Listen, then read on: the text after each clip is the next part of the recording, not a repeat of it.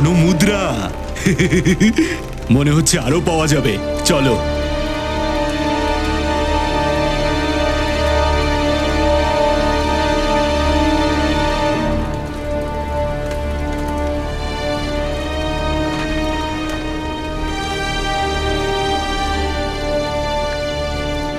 এতগুলো স্বর্ণ আর অলংকারের কোষ, তাও আবার এই গুহার মধ্যে। এটা তো কোনো বড় রাজ্যের রাজকোষের থেকেও বড়। হ্যাঁ,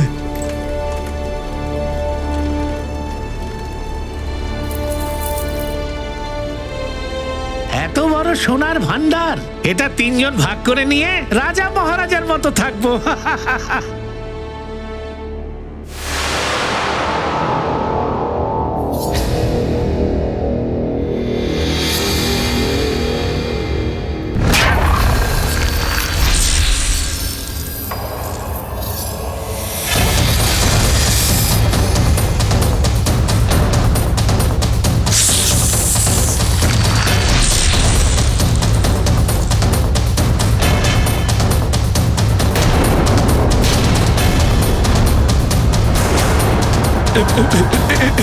এটা আবার কি? পালাও এখান থেকে।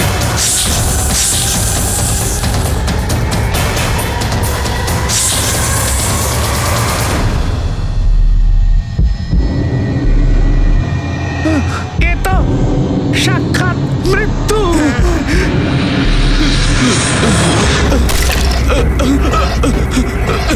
ক্ষমা করে দাও আমাদের, আমরা রাজা মহারাজা হতে চাই না।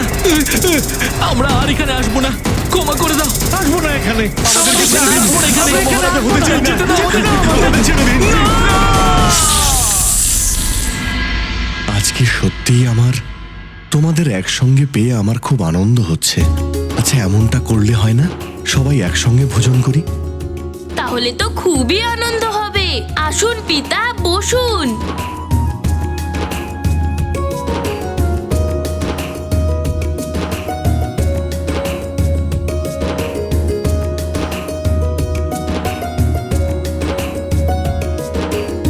বসে তো আমি পড়েছি, কিন্তু আমি তখনই খাবো যখন যুবরাজ আমাকে নিজের হাতে করে খাওয়াবে।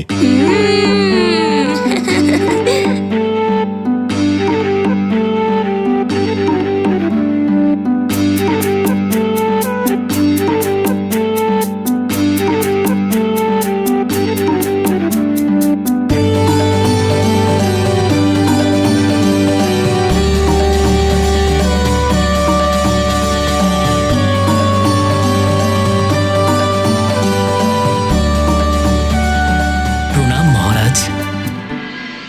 পম্পা শহর থেকে পম্পেশ্বর নরেশের বার্তা এসেছে মহারাজ।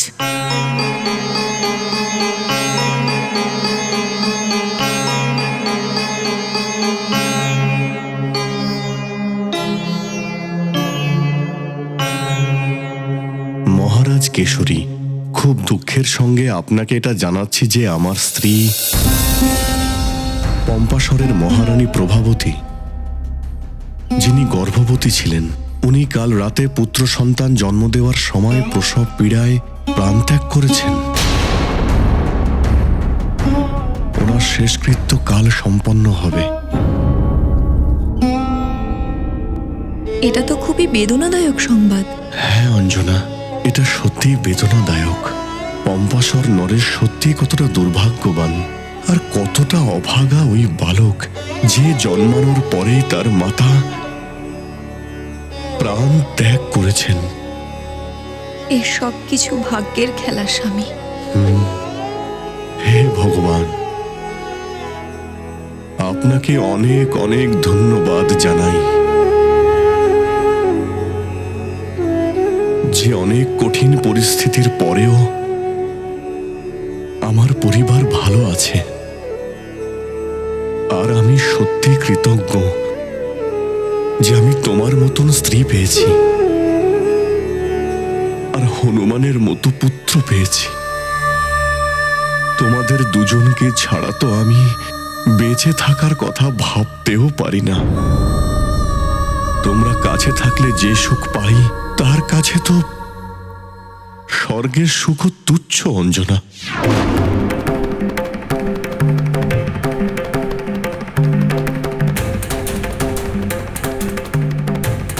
এবার তোমায় সব কিছু ত্যাগ করে স্বর্গলোকে ফিরতে হবে। আর স্বর্গলোকের নিয়ম কেউ ভাঙতে পারবে না। তুমিও না। পুঞ্জিক স্থলা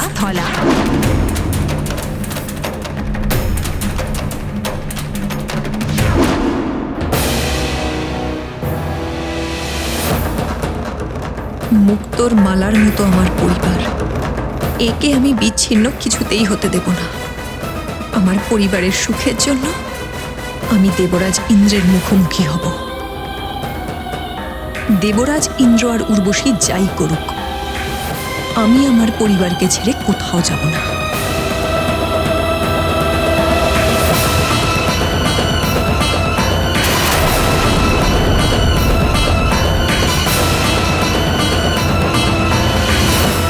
কি হয়েছে তোমার? তোমার মুখমণ্ডল ক্রোধে রক্তবর্ণ কেন?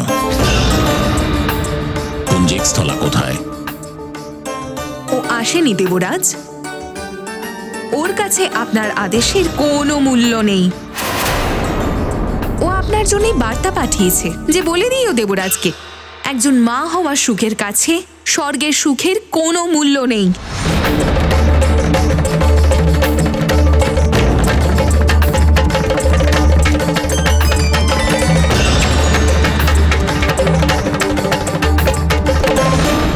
এটা বলে আমাকে অপমান করেছে ও। স্বর্গলোককে, আপনাকে। এটা আমি কখনো সহ্য করব না, কারণ ভালোবাসি আমি আপনাকে।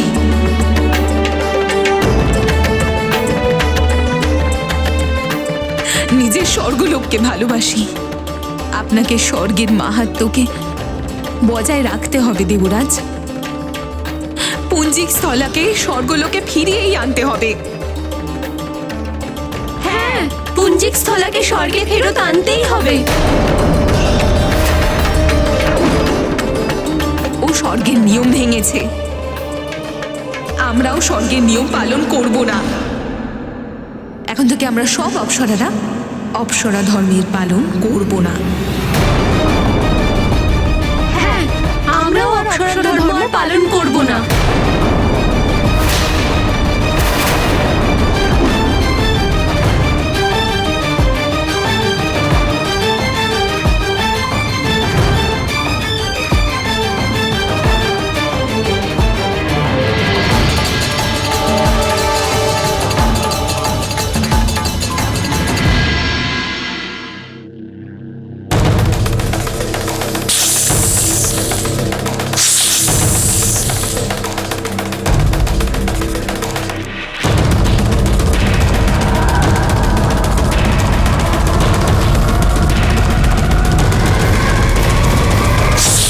শান্ত হও পঞ্চফনা।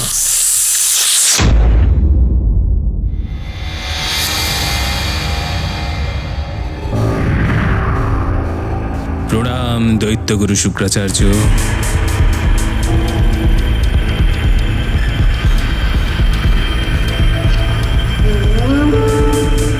এই নাও পঞ্চফনা, এটা পড়ে নাও। অসুররাজ রাবণ তোমার জন্য সংবাদ পাঠিয়েছেন।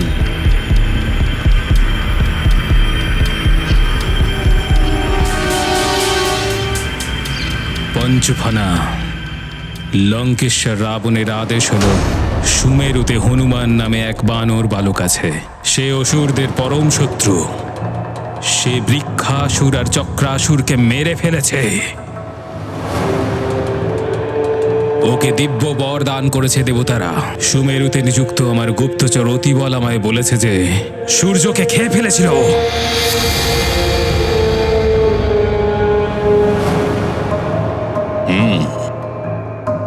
আগ্নেয়গিরির লাভা পান করেও এখনো জীবিত আছে সে। অগ্নিদেব ওকে বরদান দিয়েছেন, তাই অগ্নি ওর কোনো ক্ষতি করতে পারবে না। কিন্তু তোমার বিষের প্রভাব আলাদা, সেই জন্য তুমিই ওকে শেষ করতে পারো। ওকে মেরে ফেলতে হবে তোমায়। যদি মৃত্যু নাও হয় তাহলে ওর মস্তিষ্কে বিষ ভরে দাও, আর ওর বুদ্ধিকে নষ্ট করে রাক্ষস স্বভাবের বানিয়ে দাও। ওকে রাক্ষস করে দাও। শুধু তাই নয়, সমগ্র সুমেরুবাসীকে নিজের বিষের প্রভাবে দাস বানিয়ে নাও। পাপ আর ব্যভিচারের সাম্রাজ্য তৈরি করো সুমেরুতে। নদীর জল বিষাক্ত করে দাও। এই এই আদেশ দিয়েছেন লঙ্কেশ্বর। বহু বছর পরে লঙ্কেশ্বরের মনে পড়েছে আমাকে। দৈত্যগুরু লঙ্কেশ্বরকে বলে দেবেন যে ওনার কাজ হয়ে যাবে। পঞ্চফানা, সুমেরু পর্যন্ত তোমায় আমি পৌঁছে দেব। বহু যুগ ধরে আমি এই পৃথিবীতে আছি কালনেমি। লঙ্কা থেকে হিমালয়, এই পৃথিবীতে কোথায় কোথায় ছিদ্র আছে সব জানা আছে আমার। তাই কোথাও পৌঁছানোর জন্য আমার কাউকে প্রয়োজন নেই। আচার্য, এ কি কেবল কথাই বলতে থাকবে না কোনো কাজ করবে?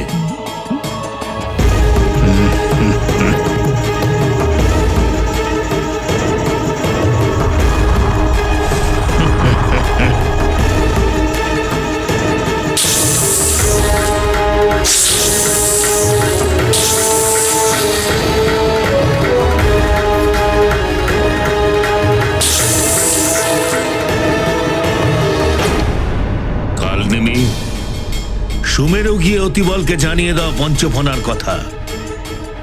আর অসুররাজ রাবণ যে আদেশ করেছে সেটা অতিবলকে জানিয়ে দাও। অবশ্যই।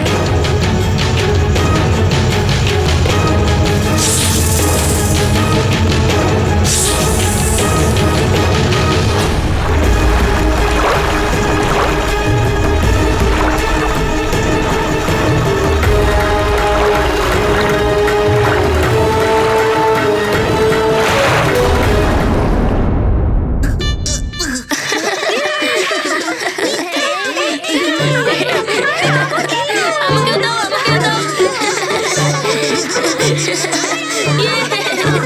এবার এটা ধরে দেখাও।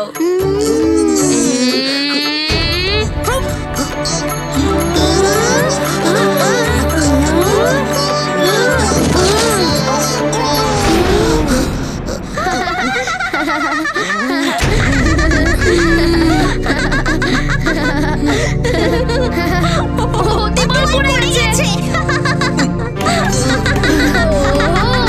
ধরতে না পেরে পড়ে গেছে।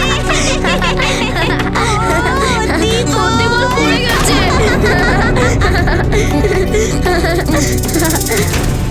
অতিবল পড়ে গেছে।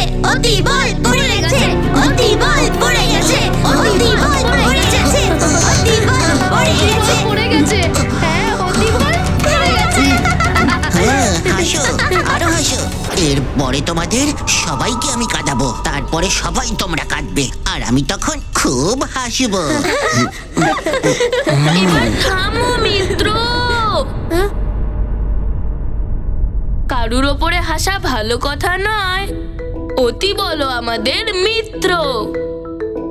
আরে, আমরা তো খেলার মধ্যে হাসছিলাম। বড় মতো এরা দেখে হাসছে। মিত্র, তোমরা সবাই খেলাতে হাসো, কিন্তু কারোর বিবশতা আর দুর্বলতার ওপর হাসা উচিত নয়।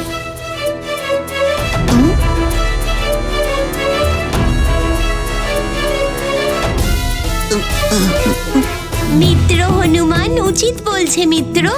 অতিবল মিত্র, আমায় ক্ষমা করে দাও। আমাদের ক্ষমা করে দাও মিত্র। অতিবল, হ্যাঁ হ্যাঁ, আমাদের ক্ষমা করে দাও মিত্র। ধন্যবাদ মিত্র।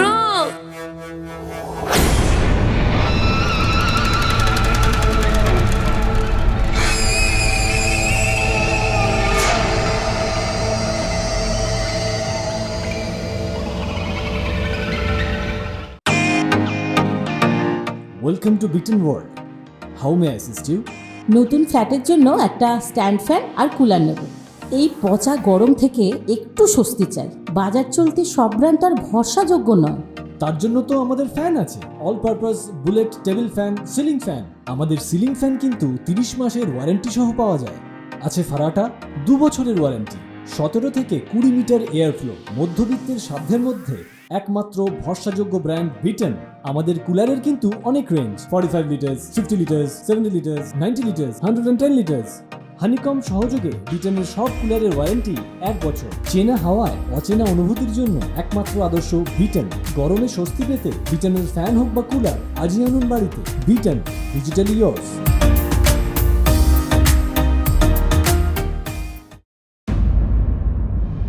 ধর্ম ও আচরণের নিজস্ব পরিভাষা আছে। সন্ত ও সজ্জন, ন্যায়, সততা ও সত্যকেই ধর্ম মানেন, যা কল্যাণ আর মোক্ষের পথ। কিন্তু দুর্জন আর রাক্ষসদের কাছে বিষ বমন করা, দুর্নীতি, অন্যায় আর ব্যভিচার ছড়ানোই ধর্ম, যা বস্তুত ধর্ম নয়, অধর্ম। অন্ধকার আর পতনের মার্গ, এই দুই ধর্মের যুদ্ধে বিজয় সর্বদা সত্য এবং ন্যায়ের পথে যিনি চলেছেন তারই হয়ে থাকে। রাক্ষসরাজ রাবণ বালক হনুমানের মনকে পঞ্চফনার বিষে দূষিত করার কথা ভাবছিল, কিন্তু ধর্ম এবং সত্যের পথে যারা চলে থাকে তাদের বিষাক্ত করে দেওয়া অতটা সহজ হয় না। প্রাণবল্লভ রাক্ষসী পুতনাও তো একবার বিষ দিয়ে আপনার প্রাণ নেওয়ার প্রয়াস করেছিল। কিন্তু শেষ তো তারই হয়েছিল প্রিয়ে। ভীমকেও দুর্যোধন বিষ দিয়ে মারবার চেষ্টা করেছিল, কিন্তু কি হলো?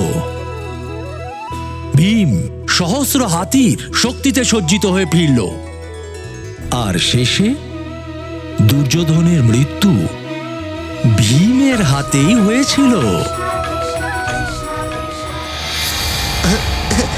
মিত্র, আমার পিপাসা পেয়েছে।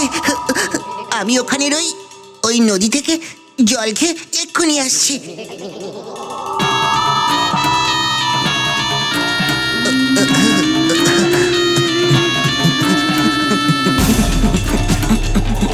চলো আমরা সবাই খেলি।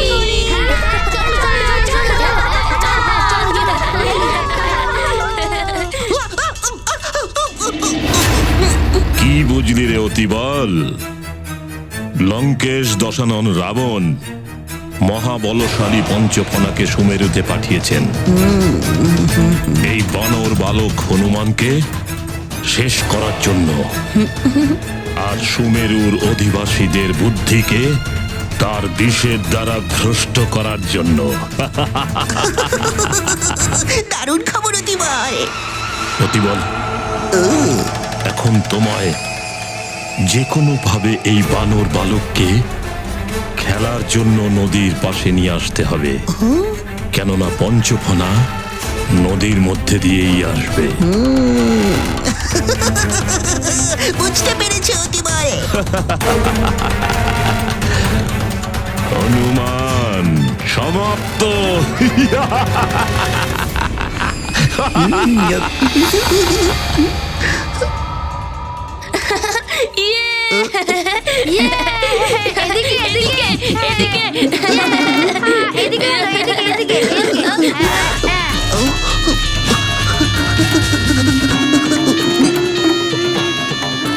এবার কি করে তুমি বাঁচবে হনুমান ওই পঞ্চফনার থেকে? হ্যাঁ হ্যাঁ, ওর বিষের প্রভাব তো তোমার কোনো বরদান শক্তির মধ্যে নেই।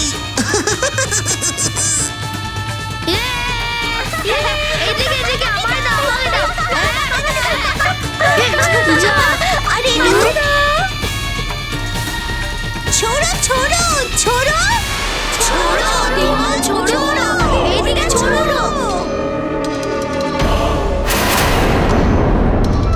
অতিবল, ওটাকে এইখানে ছোড়ো, চলে আসবে। ছোড়ো ছোড়ো ছোড়ো ছোড়ো ছোড়ো। হ্যাঁ ছুটছি, আমি ছুটছি। হ্যাঁ ছোড়ো ছোড়ো, চলে আসবে ওটা। এবার এটাকে তো অন্য কোথাও পাঠাতে হবে। তুমি কি ভাবছো? পুরো শক্তি দিয়ে ছড়ো, এখানে চলে আসবে। এবার আমাকে আমার রাক্ষস শক্তির প্রয়োগ করতে হবে। ছোড়ো ছোড়ো। কি বুঝলি রে অতি বল? এবার দেখো অতি বলের রাক্ষসে বল।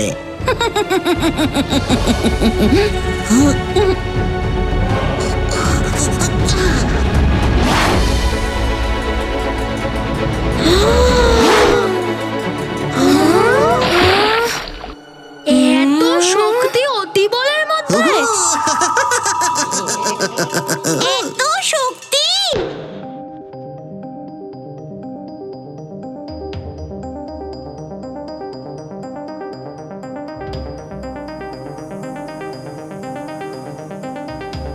ক্ষমা করে দিও মিত্র, একটু বেশি জোরে ছুড়েছি, বুঝতে পারিনি আমি।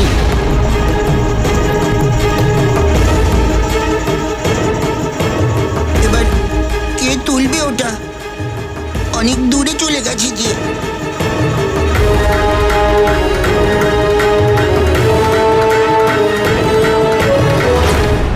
অর্ধেক দেহতে এত শক্তি!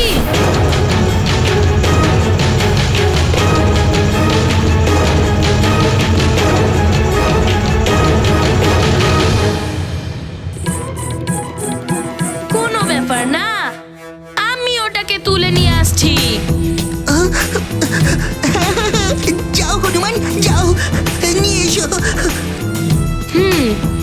চলো চলো চলো চলো চলো চলো চলো চলো চলো। আমার শক্তির অনুমান তুমি বুঝতেই পারবে না হনুমান। যাও যাও যাও, আমি তো পাঠাতে চাইছিলাম তোমাদেরকে। কি বুঝলি রে তুই অতি ভয়? এটাই বলে যার মধ্যে আছে ভয়।